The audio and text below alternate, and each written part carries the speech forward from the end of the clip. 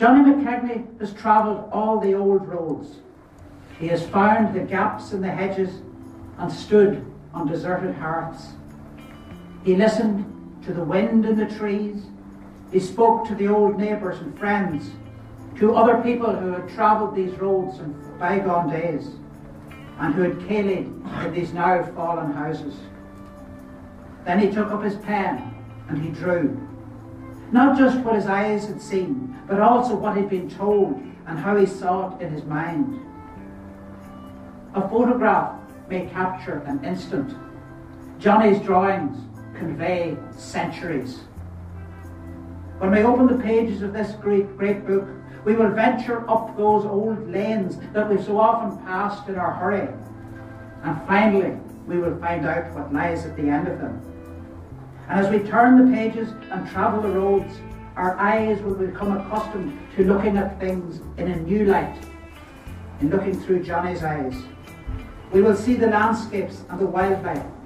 We'll start to notice the ancient rocks lying in formations in the heather, and the signs of tillage high up from the mountainsides. And we'll begin to remember, to appreciate that real people, families, once lived between the fallen gables of these deserted houses. So, my friends, this is a very good day for us all.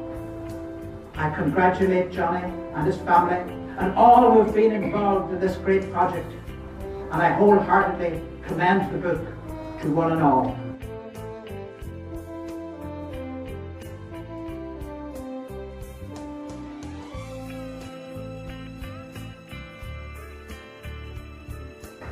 I'm a very lucky man.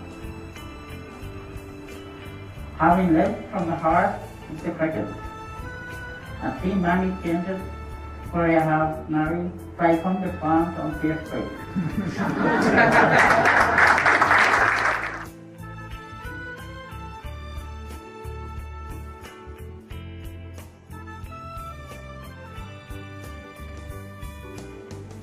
People talk when a new book is launched about it being a coffee table production. This book is not a coffee table production. It is the coffee table. It is furniture. It is furniture that can be as equally at home in the palatial mansion as in a pre-famine cabin like mine, and all else twixt. Because this book makes the same statement, irrespective of location, and that is, be mindful of your roots. If you don't know where you're coming from, how can you possibly know where you're going? When you read Johnny's book, it will tell you more about the author than I could. It embodies his generosity, his love of people, places and things, and above all, his passion and belief in the simple things in life. Page after page opens up a new experience for the reader. His section on artisans brings to mind all our indigenous skills that abounded in our county. We remember all of them, the tinker, tailor, blacksmith. They were all part of our past.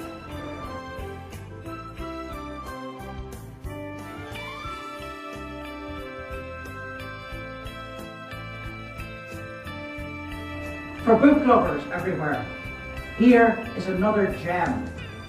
It is a triumph for the local author, the local publisher, printer, in a world where you would pay as much for a ghastly, ghost-written biography of the latest X Factor winner, who of course will soon be forgotten, long, long before this book will. But this is a book that is going to last and be treasured in homes in Fermanagh and far, far across the world. And for us in Fermanagh, it is an especially good day. For here we have our own place celebrated, preserved and brought to life at the same time. Proof, I think, that rural culture is not just stories of poaching and smuggling.